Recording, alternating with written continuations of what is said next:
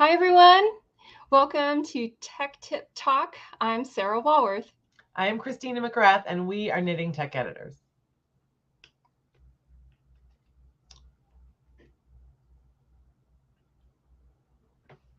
So here on Tech Tip Talk, we answer your questions about tech editing, knitting design, and knitting pattern writing. We invite you now to put any questions you have for us into the chat. I think I already put your questions here, and we'll do our best to answer them during this broadcast. This month, we are chatting with Sarah Krentz, who is a knitting designer and educator who's been knitting her whole life. Having had to modify every single garment she's ever knit for herself, she's really passionate about providing patterns that are tailored to every size and shape of every knitter through her Sizing with Spreadsheets framework. We are really excited to hear about it, and she's going to talk to us about how it works. So here we go. Hey. Hi, Sarah. Hello. Hey, Sarah. Thank you so much for having me. This is so exciting. We're super excited to have you here. Thank you for joining us. We are super enthusiastic about size inclusivity. So one of the first things we got to talk to Sarah, because that's why you produce what you've produced. It is. So let's see what we have a lot of questions for you, about that. So awesome. Let's start. Yes. Awesome. How did you get started working in the knitting industry? Let's start there in the first place. Sure. I think I kind of waltzed in sideways and invited myself. Like you mentioned, I've been knitting my whole life, and mostly, honestly, I grew up in kind of a crafty family, so I learned a little bit of sewing and knitting and just pieces, and knitting always kind of captured me. And so I would check out books from the library and try to learn pieces and all of this. And years ago, I got much more interested in garment knitting. And like you said, and like I talk about all over the place, I am not a standard size. Even if stuff is graded up to a larger range, stuff is just not in the proportion of size charts. So I got really frustrated really quickly trying to knit other sweater designs and things that I liked. And same with, I knit for my wife a lot as well. And same thing, not a standard size, not a standard proportion.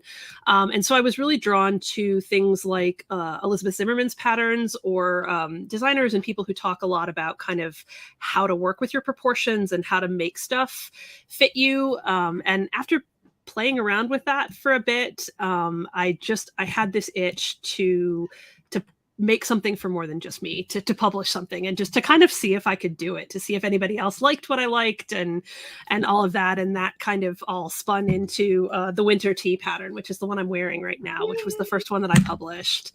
And since then, I've enjoyed it.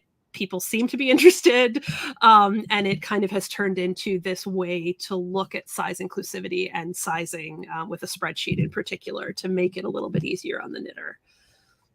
So you kind of already answered this, but let's go a little deeper. So yeah. We've already said we really value designers who produce size inclusive patterns. It's very important to us in our informing pattern writing. So how does inclusivity inform your personal work? I mean, you've talked about it from a personal perspective, but how does it inform your design work? Absolutely. I would say it is at the center of the design. You know, I enjoy the design process, you know, having artistic expression and all these kinds of things. But at the end of the day, if it's something that I can't make inclusive, it's not going to happen. Yeah, that is where my bottom line is. That is that I'm not going to publish something. I might still make something as a one-off for myself or someone else, but if it can't truly get captured by that and in inclusive sizing and shaping, then it's not worth it. Well, because like you just said, all the artistic elements and everything is important, and it's great, but at the end of the day, it is clothing that has to fit. Yeah, so exactly. If it's not going to fit well, did you get there? You know? And to me, if it's something that you've designed and that you love, but you can't turn it into something that fits any other body shape but one or but yours, like, you're not designing. You are making a one-off piece of art, which is great, but it's a different category than designing something and publishing something that you intend a lot of different size and shaped people to wear and to make. And I think that's a distinction, because there's room for the other too, like one-off pieces of art. Beautiful, lovely. You know, maybe that's all you want to do for yourself. But if you are putting yourself out there as a designer, to me, you have a responsibility to make sure that you are including as many people as possible and you are doing it in this kind of responsible way.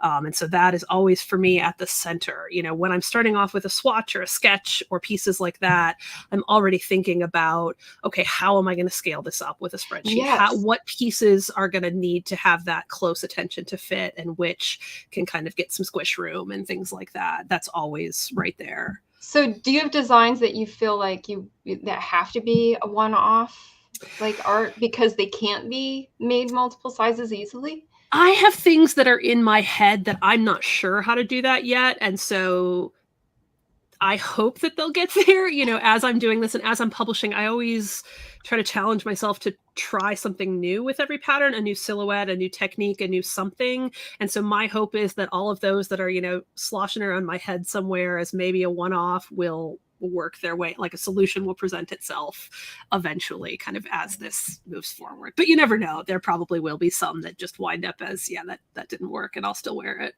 Yeah. No, I get that.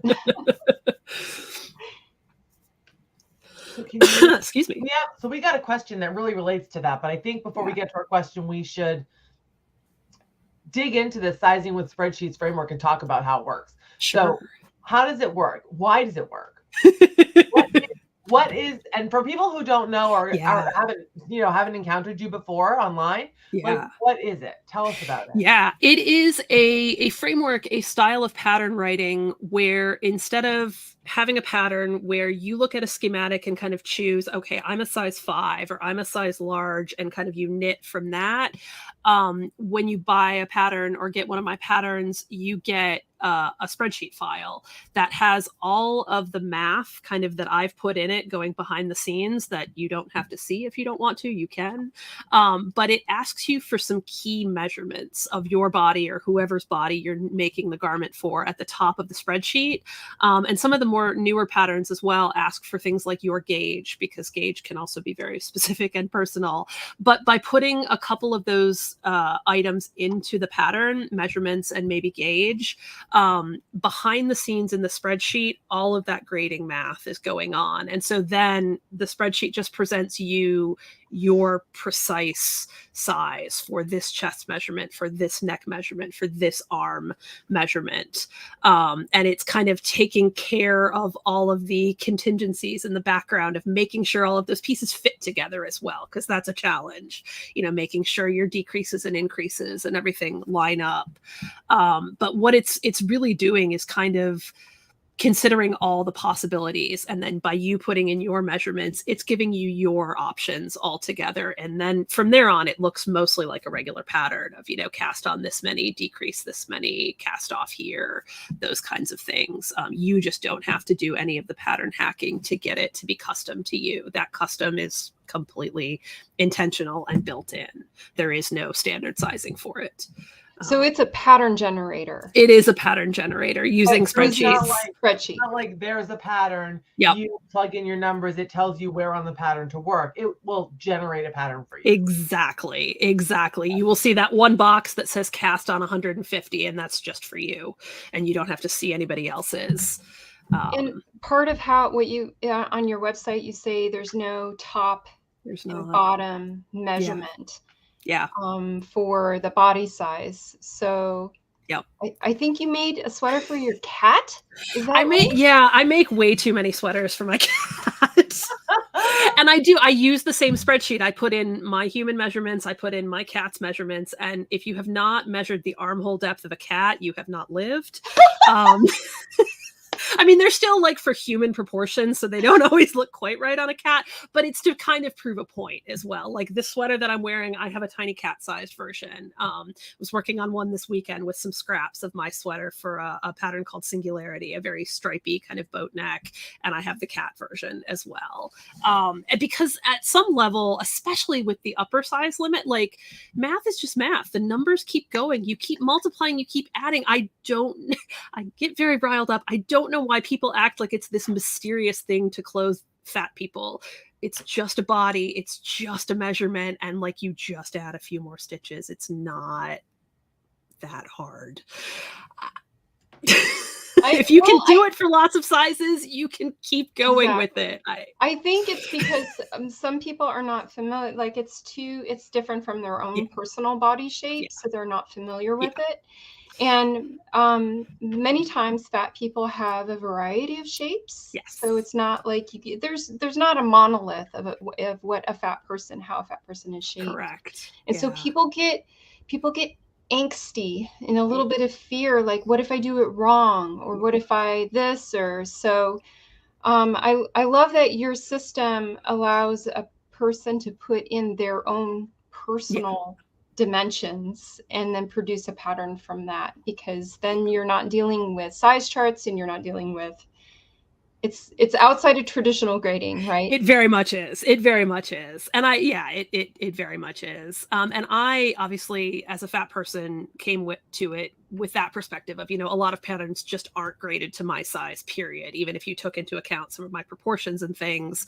But I've been really, really excited to hear from knitters who aren't fat folks, who a lot of the same issues, my shoulders are wide, my shoulders are narrow, this part's not, and they seem to like it as much as larger sized folks do. And to me, that means a lot. That means that it's valuable in some way, that so many folks, regardless of size, are not a standard sized sizing chart body.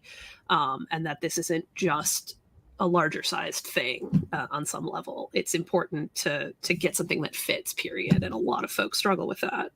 Well, there's a couple things, like there are simply not enough patterns available for fat knitters. Like there's not. So, yes, I agree with you that there's this whole, oh, I can't do that, whatever. Like there's a misunderstandings about how bodies work as they grow and change. And so that people get tripped up on that and then don't learn about it. But there's also just the truth, like you just said, that no matter what your size, you often have to make modifications to patterns when you knit them. Yeah. Like there's always going to be like some part that isn't exactly right. And so it's fascinating, your framework for this, that people can do this no matter what their size is. Like you could be the cat, right? Or you could be a fat knitter and you're going to get a pattern that fits your body. I mean, that's really exciting. Yeah. That's great that you've gotten good feedback from everybody. I love it. Yeah, me too. It's been fun and surprising. And because, putting out the first pattern, I had no idea if everyone was going to think, this is just a little too weird or a little too much work. And I'm sure there are folks who, this isn't their speed, this isn't their thing. But a lot of folks have been really, really into it, which has been a lot of fun. And a lot of fun. I mean, full disclosure here, I've taken your course. Yes. So, yes. It's not just for you. This is not just Sarah Swanky Knits. This is just my framework. I'm keeping it all to myself. Sarah teaches designers how to approach design this way. So if you want to learn as a designer, you can take Sarah's course on how to do this with your own pattern. Yes. It was only about a year after publishing the first design and publishing a couple more of this framework seems to be working. This seems to tackle some common issues. And then I hit a little bit of, but I'm only one person and I know what I know and I know what I don't know. And I think other people could even do a lot more with this. And so exactly that, I started teaching. I teach a few rounds of the class a year about how to look at a pattern, how to look at a design, and how to pick it apart and figure out those measurements and those pieces and how to turn it into this style of spreadsheet patterns. And that's been another piece of, I'm not sure if anybody else is going to be into this. And we've had, I think, over 50 folks take the course right now and publish some of their own designs and things. And I want this to be a community. This shouldn't be anything anybody owns or, the more size inclusive stuff, the better, even if it's not this framework, the more that can push that forward, the better. Yes. So it's been really neat to get other folks into the mix and get their perspectives and problem solving in on it. Well, I love that this actually is problem solving. Yeah. And as a community, we're solving this problem of not having enough patterns, not having patterns that are size inclusive, and not having designs that are even thought about as being able to be sized. So I love that this is just one little aspect of us solving this problem together. Yeah, me too. So I have a question. We got a question from part of our audience. My hesitation in trying to design or grade your own patterns is in neatly handling every eventuality. Do you have any tips for approaching this? Yes. This is that fear factor that comes in with so many designers, like, oh, how do I solve the problem? Like in designing or writing a pattern, there are in every single size, there's going to be a little thing that you have to go in while you're grading and tweak it and get it to work for that size. That is going to be different than in the other sizes. Like, how do you account for those things, Yeah, I saw this question come by, and this is my favorite because I fall into this hole in my head as well. And it definitely stops me, especially now that I know a little bit more about sizing. I'm like, oh, well, then I can think about this and this. So my answer, the thing that I always try to come back to on this one is to really decide what's important for you for this particular design. And it's going to vary from design to design, and also to think about who your audience is. Depending on the design you've got, there are going to be a couple of key measurements, a couple of key fit points, and the rest, knitting is squishy, knitting stretches, and a little like you can kind of smudge some of the rest. And so it's a very weirdly personal decision of, this sweater, it's so important to me that it fits in the chest, or it fits in the neck, or it fits the shoulders a certain way. And so you make that your priority and kind of go from there. And I also think it's important to think about your audience. If you're designing a sweater that's maybe more beginner friendly, very approachable, you don't want to bombard someone with 25 measurements and 25 contingencies and all of these kind of branching pieces that, even though that would be a beautifully, perfectly fitted thing, that might not be right for that audience. Whereas, if you have a pattern that is a seamed, pieced, very precise piece of engineering, for a more advanced audience, you can go up more. You can go up a notch and have more of those contingencies and that kind of specificity in it. And so it's problem solving. And it is, for me at least, it is so specific to the pattern about which way and what's important and what's not. Is there room in the spreadsheet formula to have lots of contingencies? Yes and no. Like, is there a way to do that? Like, can you have a lot of variables that people could enter? Like, is that possible? Yes. And a lot of what it seems to kind of come down to in some cases is how much control you want to give the knitter and how much control you want to retain as a designer. One of the things when I did the first few patterns, for some reason, it didn't occur to me that people might want to adjust their own ease. Like, I was going in with this ease decision, and that's how I was programming the spreadsheet. And so I've added in more later patterns of, like, if you want to hack the ease a little bit, make the neck a little looser, make the chest a little looser, here's a couple boxes to do it. And so some of it's about that. Some of it gets back into that problem solving piece of how much control you want to retain and how much you want to problem solve it versus how much you want to just maybe tell someone, hey, you have 80 rows and you need to do 5 increased rows. Go nuts, space them roughly equally, and just go. And you get a lot more freedom for those contingencies, I've found, when I'm willing to give away a little bit of that control and put it back on the knitter. And so I always see it as a balance and a judgment of, this is too much and too complex versus this is one that, this is a fun problem to solve. I have a cabled pattern, anfractuous, where I came up with a cabled chart, and obviously it can keep repeating as many times as you need if you want something really long or really short. And I had a lot of fun on the back end of it. What it means is that nobody ever ends up with exactly the same slice of the cable chart. I went and figured out all the places you could kind of stop and start and for it to still look good with the rest of the sweater. And then based on the measurements, there's math that goes on the back end that figures out your best starting point and your best ending point, and kind of presents you that custom, okay, you get this little slice of the chart, or you get this slice of the chart and a half. So you can get quite techie and complex with it and have fun with it, but you also don't have to for other stuff if you don't want to. It's a balance. It's a balance of problem solving. So it feels like this is what happens in designing anyways. You got to know your audience, you got to know your people, and you get to problem solve, and you get to decide, okay, how much am I including in this pattern, and how much am I putting on the knitter, how much am I retaining and walking, give it hand holding or not hand holding. And these are decisions we all have to make when we're writing patterns, because it's like we're dealing with technical language and we're dealing with problem solving, and we want our people to have the best experience possible. So there's a lot of give and take.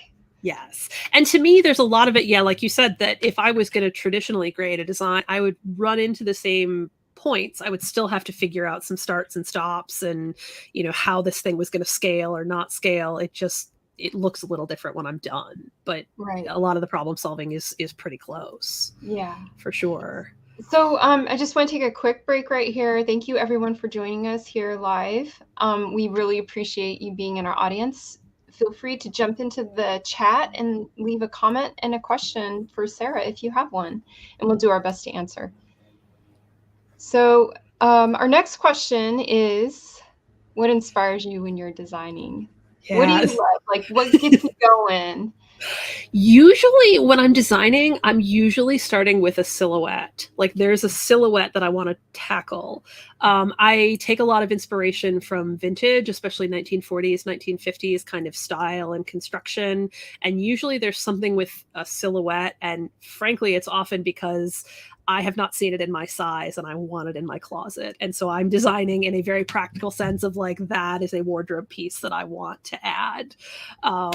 And I kind of go from there, but that's often the starting point of, I want boxy, I want a boat neck, I want a bat wing. Like there's some piece of a silhouette that just like, okay, that needs to happen because that needs to be in my closet, kind of thing. That's awesome. I think that's where a lot of designers start out, right? Like they may just be in there like, no, I got to have this in my closet. I can't find the pattern anywhere. I guess I got to write the pattern. Exactly. I can't find what I want for myself. So I'm going to have to make it myself. Exactly. And honestly, amazing. Like that talent just blows my mind because I do not have that. Yeah. So we want to ask you, what advice would you give to a designer just starting out? Whether they wanted to do traditional grading, whether they wanted to do that one or do the sizing with spreadsheets, what advice would you give to somebody who's new? Yeah. First piece of advice is just to do it. Even if you don't feel like you can, do it anyway. Just do it. And I love that so much. Do something that you are so excited about. Don't try to feel like you need to fit into what's trendy or what's, going to be trendy, or go with something that you have to knit, that you have to make, that, just makes you so excited and that you're not sick of by the time you're done knitting. Like, because if you get to the end and you can't wait to put it on and you're not tired of it yet, like that's it. That's you, because that's your voice will come through of that too. And that, to me, is one of the important things to retain is your voice, your perspective, what excites you, what makes you interesting and unique, and what you just want to see and wear. Run with that as much as you can. Don't try to fit a trend. Don't try to fit whatever you think it should be, or that, this is too hard or this is too easy. Just go for it. Just do it. If it makes you really, really happy, it's worth it. It's really worth it. Because if it makes you really, really happy, maybe you start a trend. Exactly. And like that just will show through so much. And that is so much more valuable than the really well done, but exactly like 3 other things that's out there. You will never feel as strongly and get behind it the same way either. And because of that, and because loving it, you'll do a better job. Yeah. I always figure whenever I publish a pattern, even if I'm the only one that ever knits this and wears this, it is worth it because I like it and I solved a new problem writing the pattern, and that's enough. That's enough. I apologize. My neighbor's mowing his lawn. Oh no. It's a little loud. The noises in this house. Oh yeah. Don't even worry about it. I'm happy to hand it over to somebody else for this episode.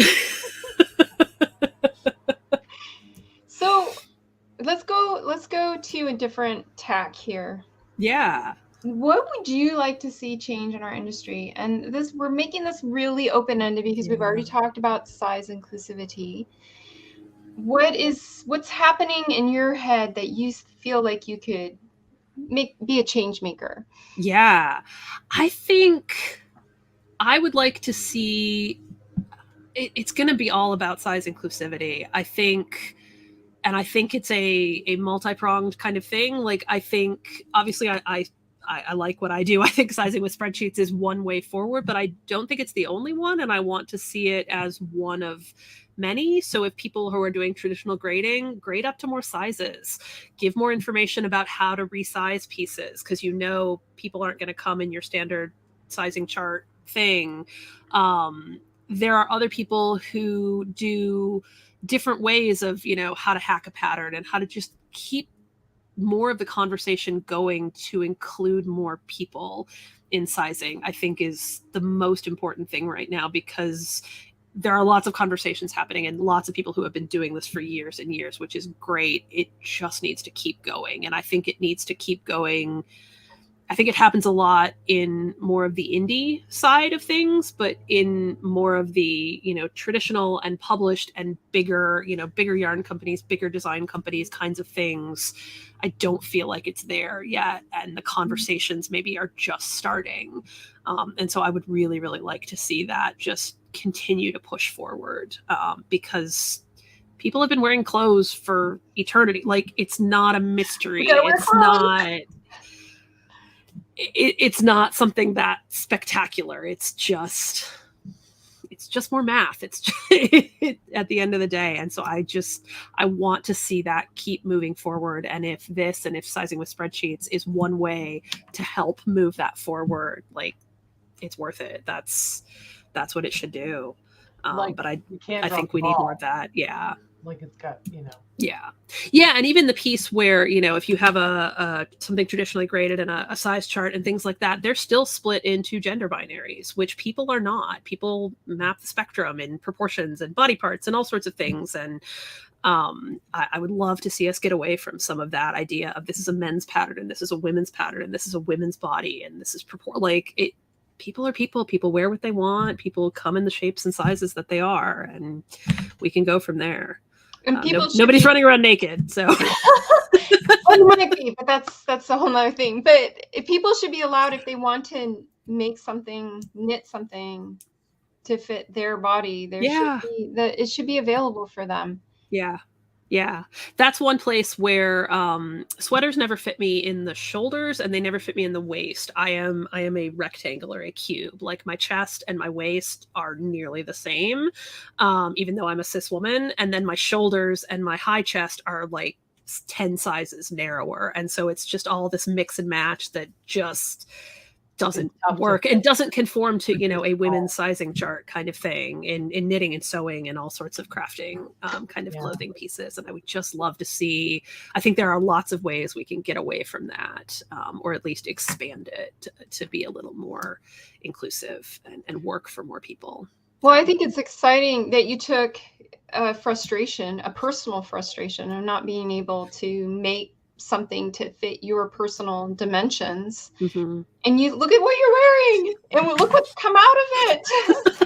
It's you, and then you were able to make, because of your background and your skills, to turn this into a framework that other people can also do the same thing and offer this to their knitters. So So in your experience, like grading based on this traditional, like you said, cis, hetero, male or female chart really doesn't offer good fit. It doesn't. It doesn't. And I know for the people that it does, it really does. And they're set. And, but everybody else, like so many folks just don't fall into that proportion and those kinds of things. And it doesn't mean that they don't want to make clothes or design things or it's interesting. I've gotten into sewing a lot in the last few years as well. And sewing patterns are even further behind knitting. And I don't know enough yet how to hack sewing patterns quite the same way I know how to hack knitting patterns. And so I find myself not sewing as many pieces of clothing as I would like because that doesn't come in my size. Or when I size up to my chest, the waist is 10 inches, literally 10 inches too small. And I'm not quite good enough to fix that. And so I think there's, it's not even just knitting specific. I know crochet and sewing and other kind of garment creation is all in a similar spot. Well, that's why there is responsibility on the designer, because some things you can modify, right? Like you can make the arms longer, you can do things like that. But if you need to like completely have different shoulders, that's not going to be as easy to just change a couple things in the pattern. You need to, there's a lot of work involved to make those changes in a pattern, whether it's sewing or crochet or knitting. So like that's where the designer's knowledge and expertise is really valuable. So doing a good job and making it fit as many people as you can is really important. Yeah. And being transparent with, like, there are sometimes in patterns, we were talking earlier about, the trade-offs of how do you not take every single circumference all the way up your torso and have too many measurements and too many contingencies. Right. You can be transparent with the knitter. Like the sweater that I'm wearing right now, there's no waist shaping. It goes straight down from the full chest. And there's a nod to that in the pattern of, hey, if you don't like this, it's stockinette. You have all the room in the world. Add some decreases, add some increases, make some waist shaping if you want. But here's the default. It's a kind of transparency and giving that information away again, so that folks can still, make their best decision with it. And I think that's a beautiful. This is really the inclusive aspect of it, is giving the options and the modifications so that everyone has the choice that they can make for their own personal shape. Mm-hmm. It's really, really cool. So what are you excited about now? What are you working on? Yeah. Where you going? What gets you up in the morning? What gets your needles moving? Right now, so I've had a little bit of a lull. The world is on fire. There's been a lot going on. I've had a bunch of stuff going on personally as well. And I have not been designing quite as much, not had quite as much time and focus. And recently it started to come back. I have several new designs on the needles. I have yarn for a couple more and a couple things sloshing around up here. So I am kind of excited to dive back in and keep putting out more stuff, keep publishing more things. I have a couple of, I have a tank and a couple of vest patterns that I'm working on and kind of working on some different shapings and ideas for those, including a couple that I hope are going into the test knit phase pretty soon. So hopefully you'll see a little bit more of them. But to me, I guess I'm always the most excited about how to keep pushing this forward, whether it's my sizing with spreadsheets pattern or another designer's sizing with spreadsheets pattern, like what else can we do with this? What other problem can we solve with it? Who's going to hack this silhouette the best and come up with the best solution for this? It's a lot of fun. Oh, I love it. So we like to ask, this started out because people used to ask us a lot of this question. People used to ask us all the time what software we use for tech editing or what we used, right? And then in knitting, there's all these tools you use to knit or to design or to write. So this question gets answered lots of different ways, but what tools do you use in your work that help you the most? I suppose at the end of the day, knitting needles and yarn, right? No, I obviously use a spreadsheet tool. Is it Excel or Google Sheets? Or... I use both. I predominantly use Excel because I happen to have a copy from my day job. But for what I do for spreadsheets, they honestly behave the same. So sometimes I'm working in Google Sheets, sometimes I'm working in Excel.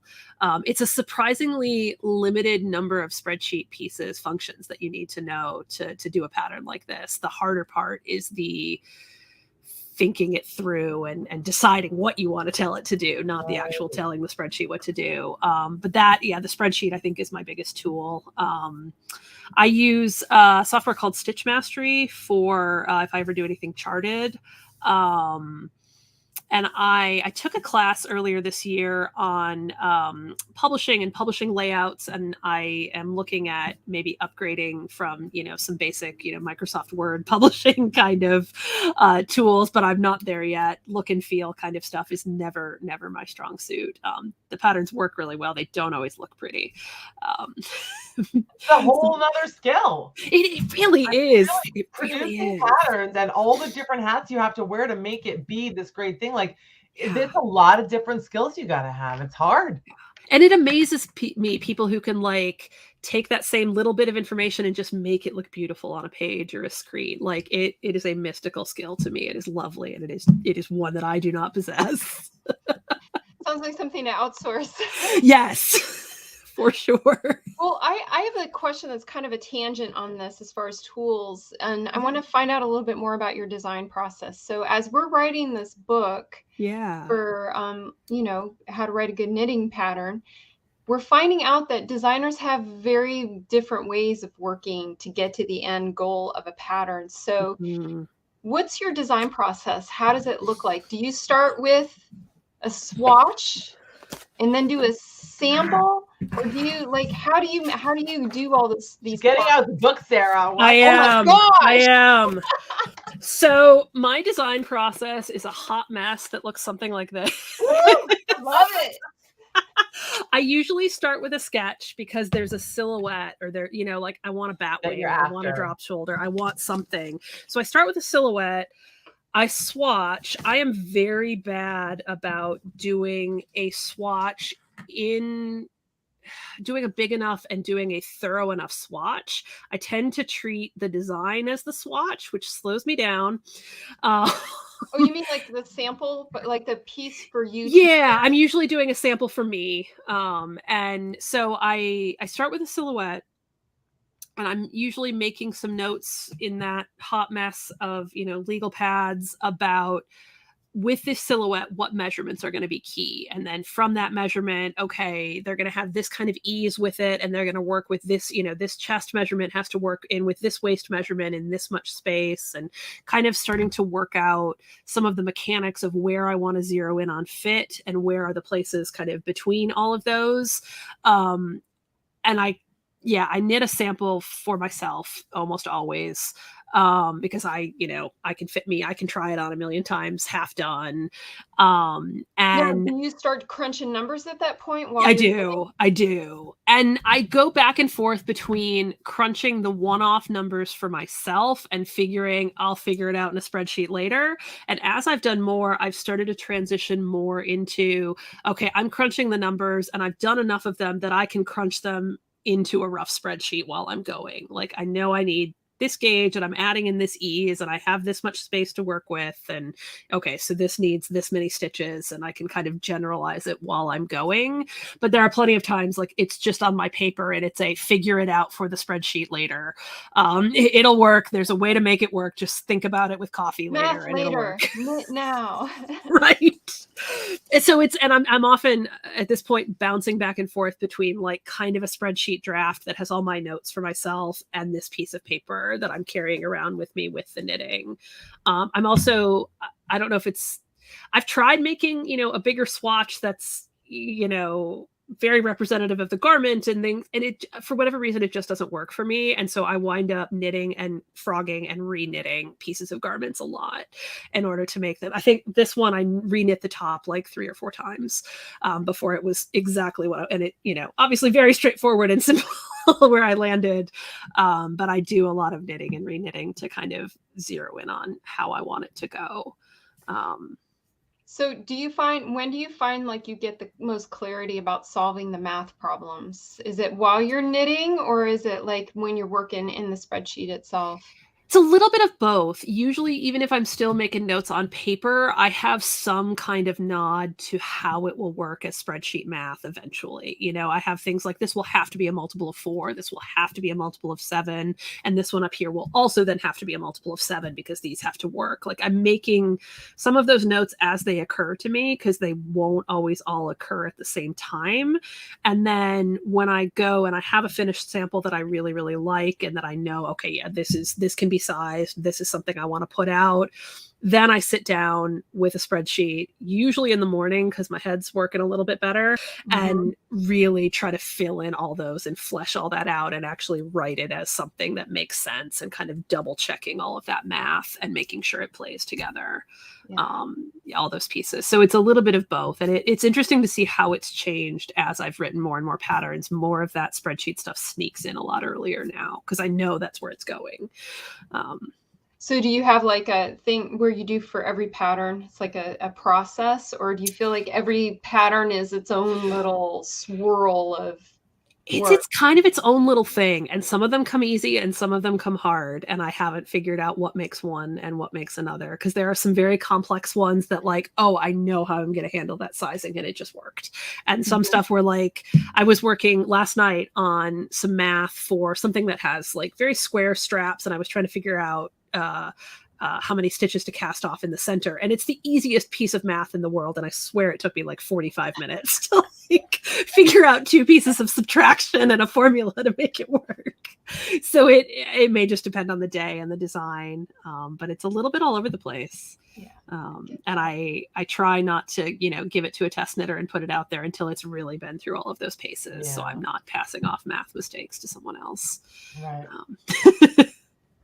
So you do use test knitters in your design process? I do. And I intentionally try to get test knitters of as many different kind of shapes, sizes, proportions as I can.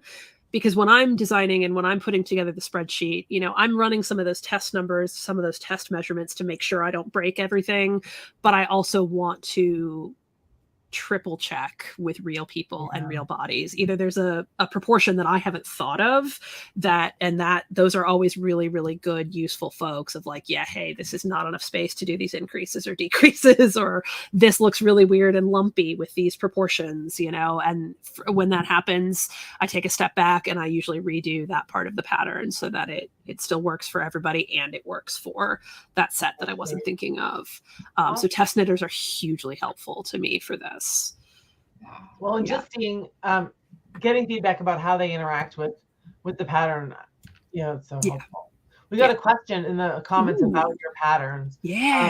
Asking what clarify a bit more what you get when you buy a pattern. It comes with a spreadsheet. If so, how do the measurements change based on a customer's specific sizing? Yeah, it's a good question. So when you get a pattern, you get a PDF and a spreadsheet file. And so the PDF has a lot of what you would expect, yardage and, some pretty pictures and charts and things like that, finishing instructions. And then the spreadsheet itself really is the pattern. And so what happens there is you put in several of your measurements that are requested. They're always very specific to the pattern, and they vary from pattern to pattern. Things like a full chest and a waist and a neck measurement, and usually a little bit of instruction on how to measure those on yourself, especially if you haven't before. Cool. And then from there, below all of that measurement section, it really reads just like a normal pattern. You don't see any other sizes. You don't have to really make any of those decisions. You see cast on 150, knit for 20 rounds, the traditional, this is a pattern. And so they're both sizeless in every size at the same time. Like there's nothing in the background saying, okay, these measurements make a size large.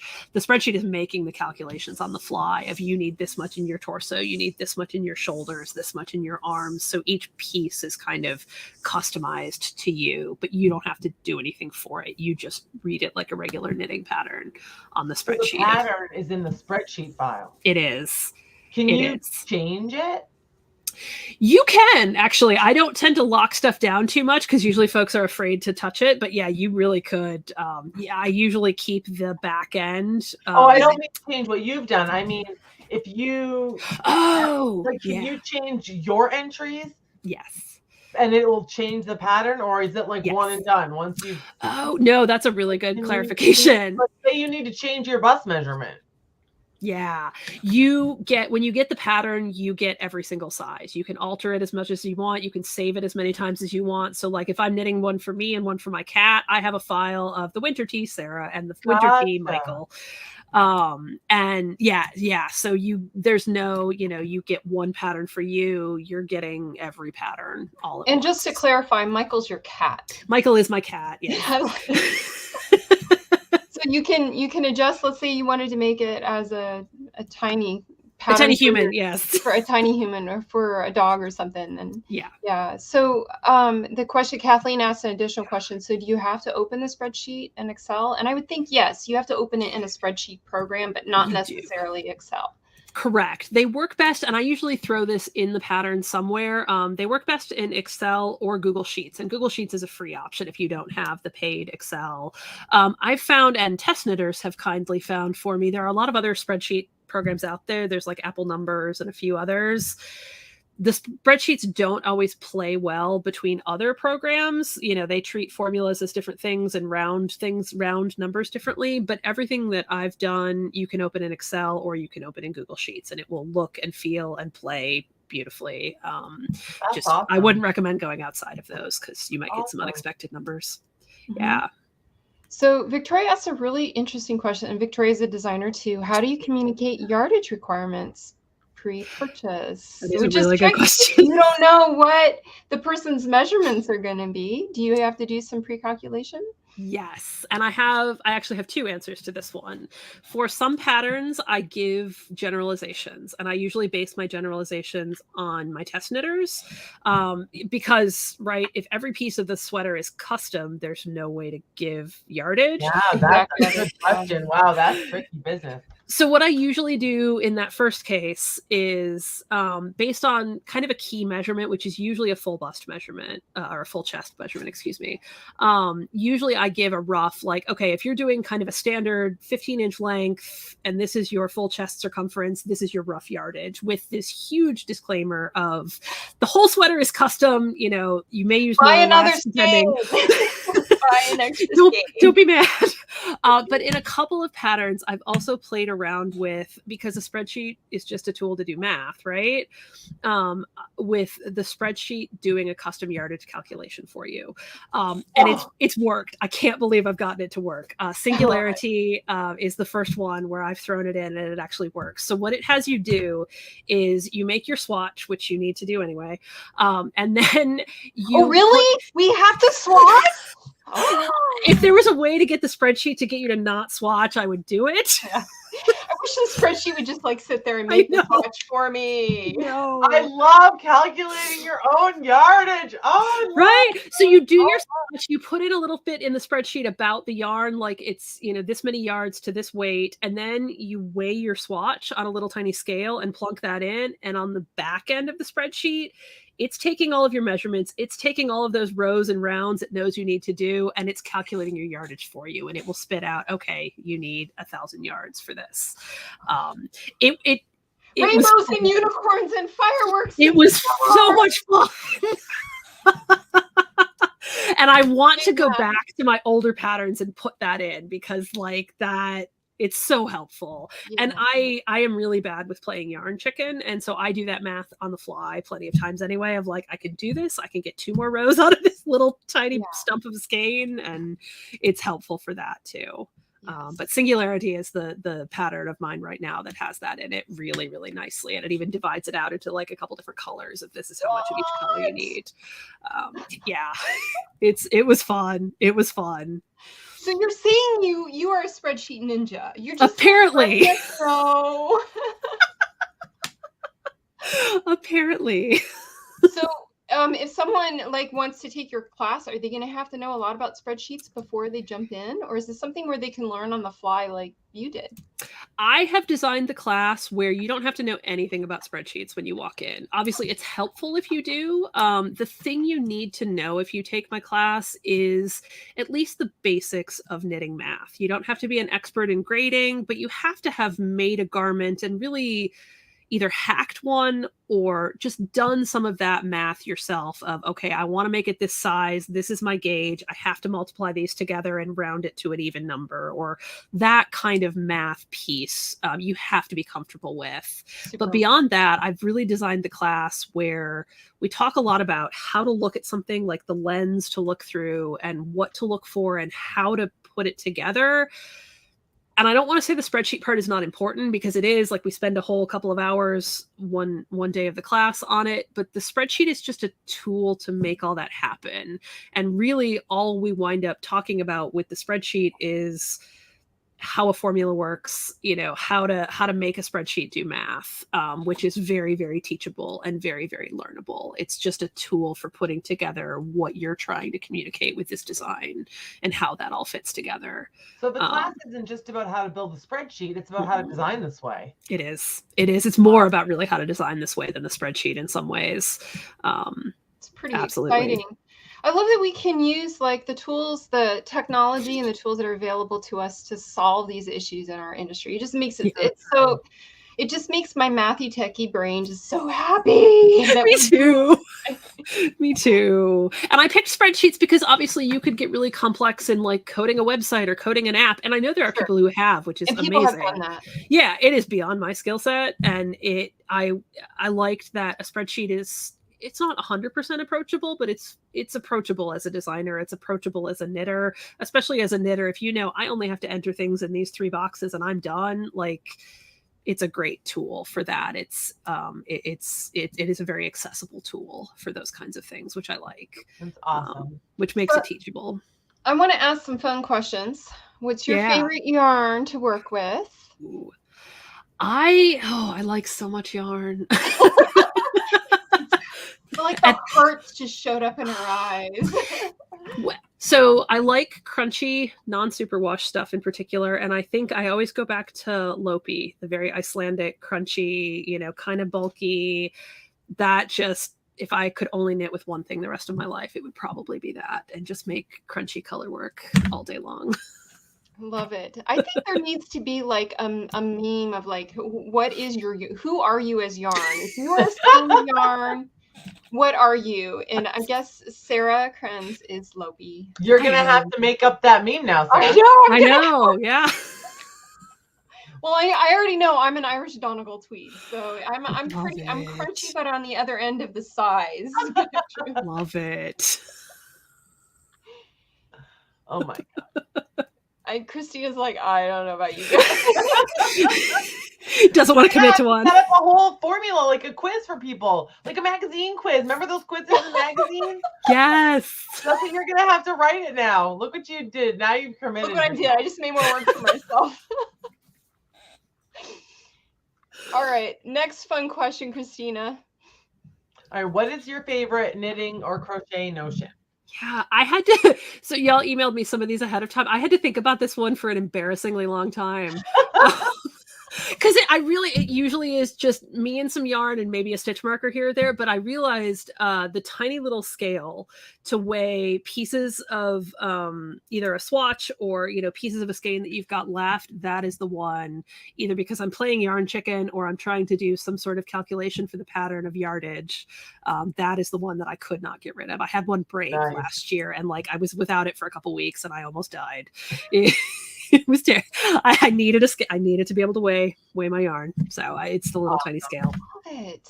An often overlooked notion. I love it. Nobody told me about it for a really long time, and then it was just like this superpower. I love it. Seriously. It is. Talk about more technology. Using the thing. I love it. So we're just about done with all of our questions. So thank you everyone that's joined us live. If you have any questions for Sarah that you want to ask, get them in the comments now so that we can ask her before we wrap up for today. So our last question is, how can people find you online? I know we put some links in the chat already, but we'd love to hear it from you.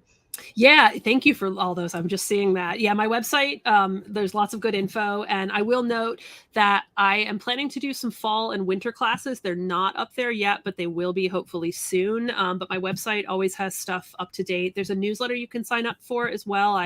when stuff changes, new patterns. If you're interested in test knitting for me, which is awesome, all that goes out through the newsletter, so you can sign up there. I'm also very active over on Instagram. Swanky Emu Knits is my Instagram handle. I post lots of stuff as I go, and if you're into cat photos or cats in sweater photos, check out my stories. There's a lot of those there. I love it. Oh, Josephine's here. Josephine is a tech editing. She's a tech editing colleague, and she had a great question. Is gauge set in your sizing with spreadsheets, or can this be customized? It can be customized. The first 1 or 2 patterns I published, I was working with set gauge, but from there on out, it's like a little drop down. So it's not an infinite range, but there's a drop down, and there's a separate drop down for your stitch gauge and your row gauge, because no two people can ever hit the same gauge. I can't hit my gauge from last Tuesday. I can't. Same needle, same yarn, it's different.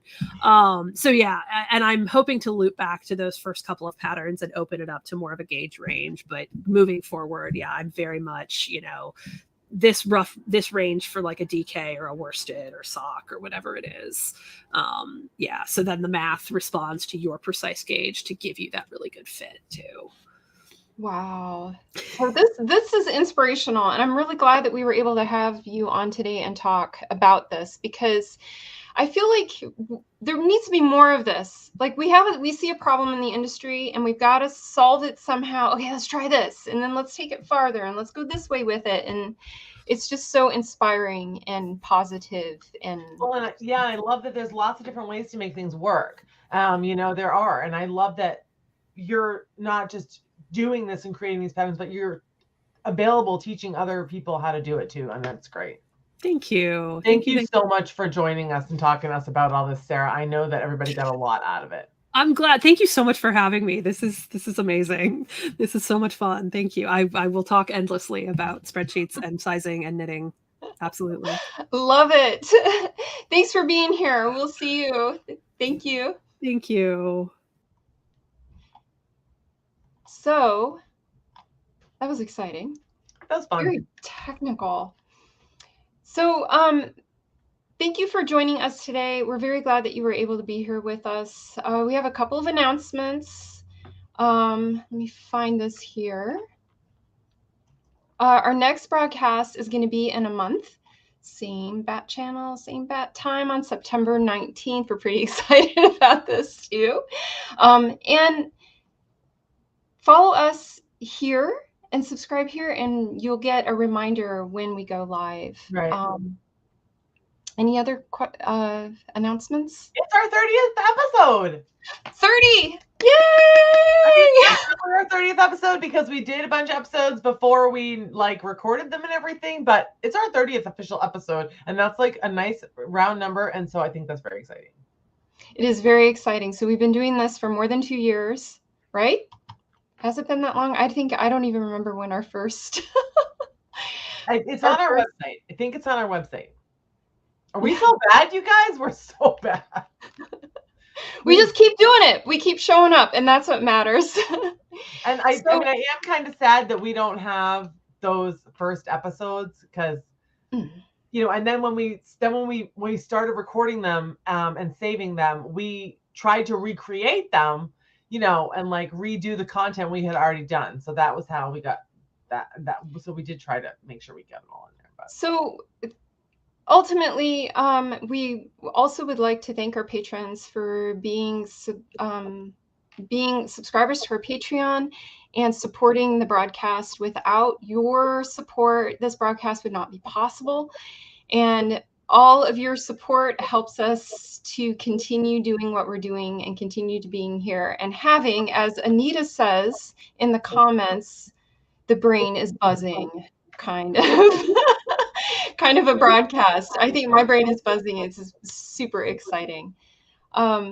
So if you are interested, come and join us on Patreon. Our patrons are the best. Our Discord is super fun, and our knit nights are fun. We really appreciate the support from everybody.